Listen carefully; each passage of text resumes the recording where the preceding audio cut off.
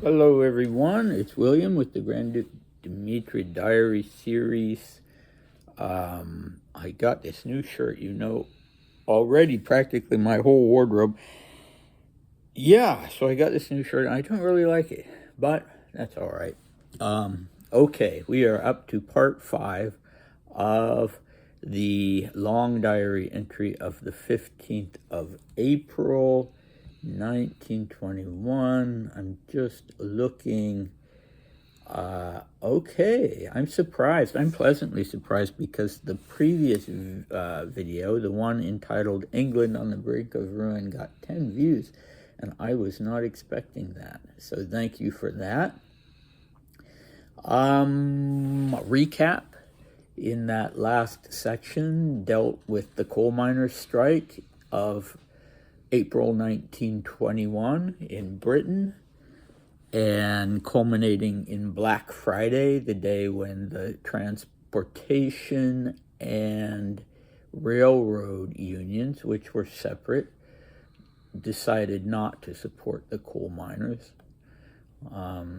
Okay, so Dmitri mainly just detailed that. And the cast today is exactly no one. Only groups, you could say.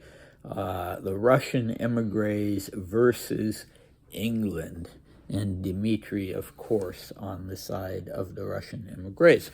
So here we go. I personally don't think the affair in England will lead to an open uprising, but of course, at one time it looked very much like an attempt at revolution. It's absolutely clear that to wish for a real revolution in England, which would increase red power in the world, would be insanity. But despite that, one can't help but take spiteful pleasure in seeing London hanging on the edge of the abyss. Let the English go through a few bad moments. They are so egotistically exploiting Russia's position and flirting with the Bolsheviks, signing a trade agreement and thereby, as it were, entering into official relations with the Soviets. There is too much bitterness against British policy toward everything Russian to avoid gloating, though it's against all logic, when one sees London drawn into a possible national catastrophe. For now, of course, for us, the members of the Russian emigration who have fled the borders of Russia to escape the red yoke and simply to save our lives, a revolution in England would simply be catastrophic, absolutely catastrophic, as would a revolution in France. On the other hand, if we live to see the revival of our motherland and can all go back, it will be a different matter, because a revolution in England or France could, simply put, be of direct benefit to Russia, just as our revolution in many ways played into the hands of England, and also, though to a much lesser extent, France. But I repeat, I don't think there will be a real revolution in England now, though the danger is great, and the crisis, even though it's of an economic nature, is frightening. Very often one hears about businesses or individuals losing everything. Okay, so that's what our friend has to say. Interesting stuff. We're into the great game. So I always think of one of my favorite novels, Kim, and I'm sure Dmitri read it because Kipling was one of his favorite authors. I think at one point he actually said Kipling was his favorite author of them all. And the great game, of course, was the rivalry, the 19th century rivalry, spilling a little bit into the 20th century between Imperial Russia and Britain over holdings, territories, colonies, I should say. Britain had India, of course, the jewel in the crown. Russia was interested in getting a bit of that, and that's why Afghanistan was so important, and also Persia. So it really played out with a very direct rivalry in Persia. The British, until the country was finally basically partitioned, although it remained, nominally an independent country. Well, Britain controlled the southern part, which incidentally was where the oil fields are, though that wasn't considered so important at the time this partition took place.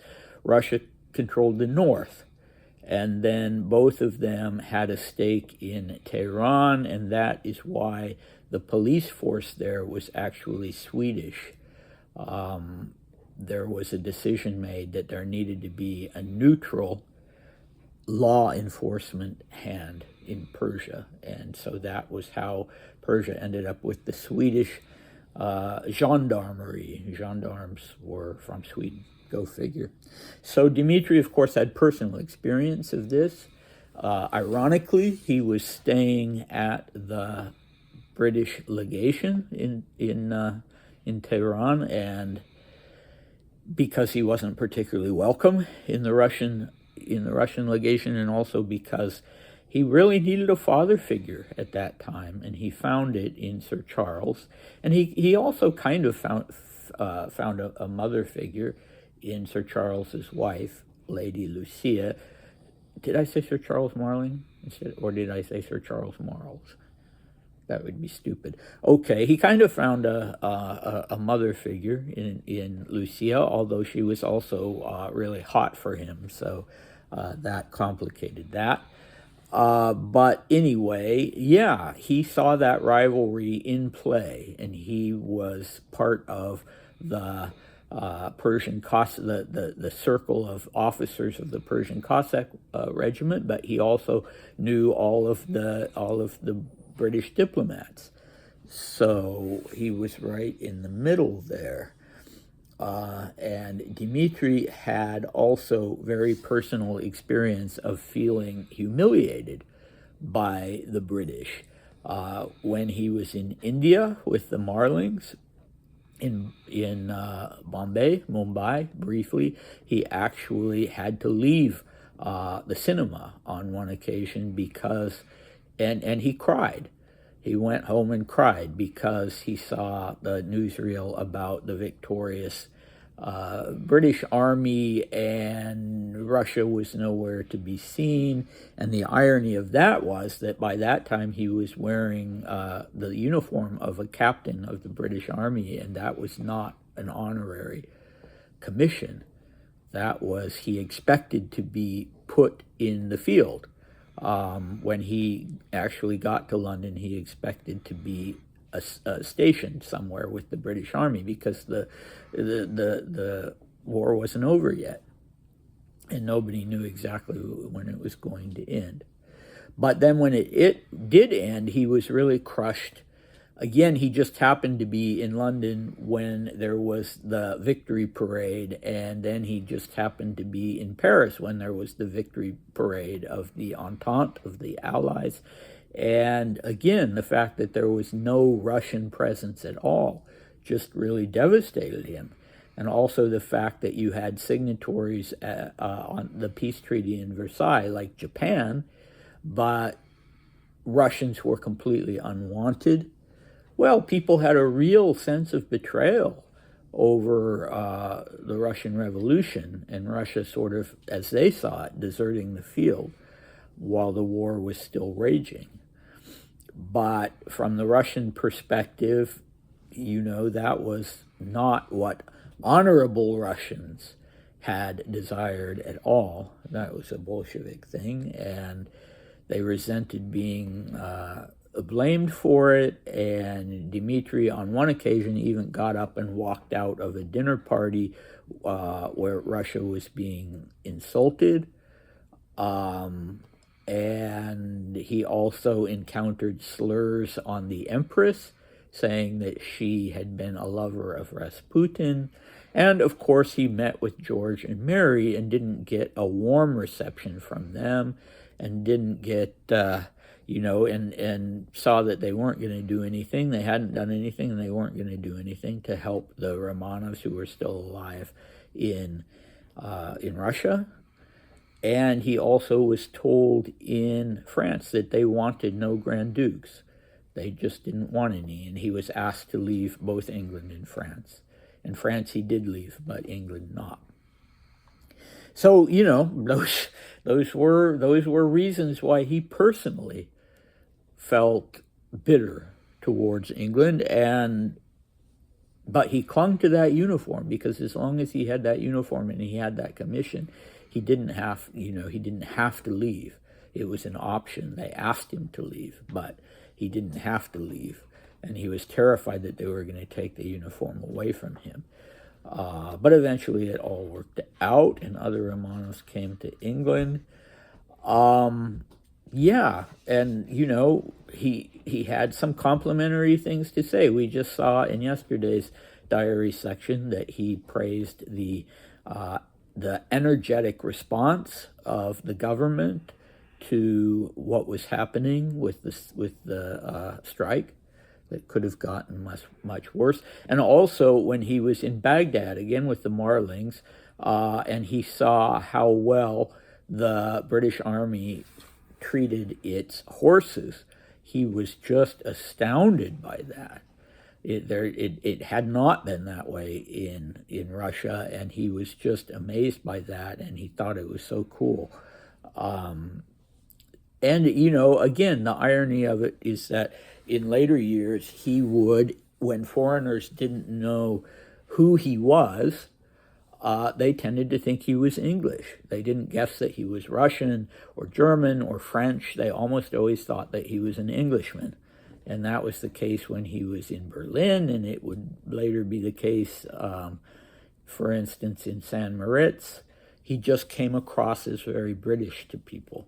And he definitely had what I would call a love-hate relationship with Britain, and he would rip Britain apart, but then when somebody else ripped Britain apart, like his sister, at the outbreak of the Second World War, he would leap to Britain's defense.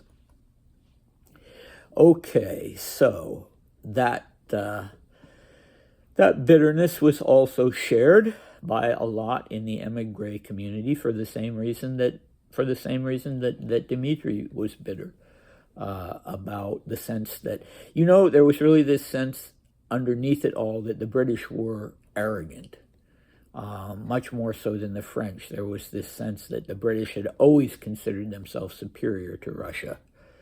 And to some extent, that was probably true. You could argue whether Britain was justified in feeling that way, but the Russians had a chip on their shoulder.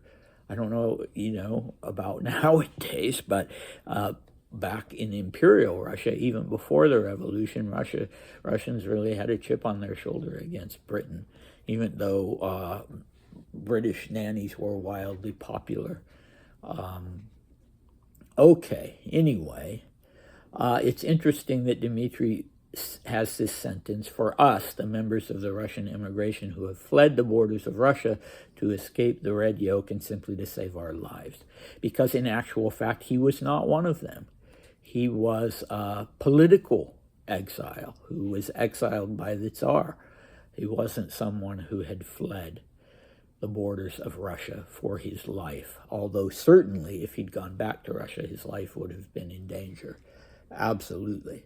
So, to a certain extent, he's justified in saying that, and I don't doubt that this is how he thought about himself. He thought about himself as a refugee from Bolshevik Russia, and not a refugee from, someone banished from Imperial Russia. Anyway, I give him a pass on that one. So this whole idea that if, in fact, the Bolsheviks were ousted and he and the Russian emigres were able to go back to Russia, then they just might root for a revolution in England. Maybe even in France, too, because that would benefit to Russia, because they would not be going back to the great game, and because it would constitute revenge, right? Now you have to go through this, and now you are the one who's a weak country. Yeah, so that would be, as horrible as it sounds, and he knows it's horrible. He knows it's horrible to want that. I mean, he's just told us that this kind of schadenfreude is not logical, and it's not good, but oh, they do want their revenge, if only briefly. And this idea that our revolution in many ways played into the hands of England. Well, now that's pretty debatable, isn't it? Because after all, it was a disaster for the Entente. So, it happened in early 1917 during the war. The outcome of the war was far from being clear, and all of a sudden Russia is out of it. That did not play into the hands of England or into the hands of France. But what he means by that, of course, is that in 1921, it left Britain, as the unrivaled superpower really well in Europe, so aside from the U.S. Okay, yeah, so we've covered that pretty well, and next time we'll be going to the topic of Wrangel, the latest development with the crisis for the Russian refugees in Istanbul, in Constantinople, it was no longer the Ottoman Empire, but in Turkey, and their relationship to France, needing French support. And Dmitri is finally going to express some real sadness about what's going on there, and the way people are forced to live, the way the Russian refugees are forced to live. So it all makes me think of Richard Pipe's famous book, The Russian Revolution, and there's a statement in the book that Grand Duke Dmitri did not care about Russia. He just plain did not care. And that's so untrue. That's so untrue. I think you've seen that. I think Pipes had access to Dmitri's diaries through Paul Ilinsky, Dmitri's son, and he clearly did not read them. He glanced through them. Well, the handwriting was difficult, and they're long, and I certainly, if he was still alive, I would. There are certainly some parts of the diaries that I would like to point out to him. And the sad thing about it was that he had, Paul Ilinsky respected him, of course, as a historian, and really in the U.S. the preeminent historian of the Russian Revolution, and he was there at Harvard, and so Paul Ilinsky essentially took his word for it, and that was too bad. And the first time I met with Paul, he said, I'm afraid you won't find anything of interest in my father's diary entries. And I think that largely came from Richard Pipes. And of course, he was very pleasantly surprised to find out that that was not the case. But now I am rambling. Hopefully we'll be able to do the Wrangel material in one video, if not then two, and then we'll be back with Coco, and we'll be learning about the last few days in Monte Carlo and the road trip through France. All right, I hope to see you next time. Bye.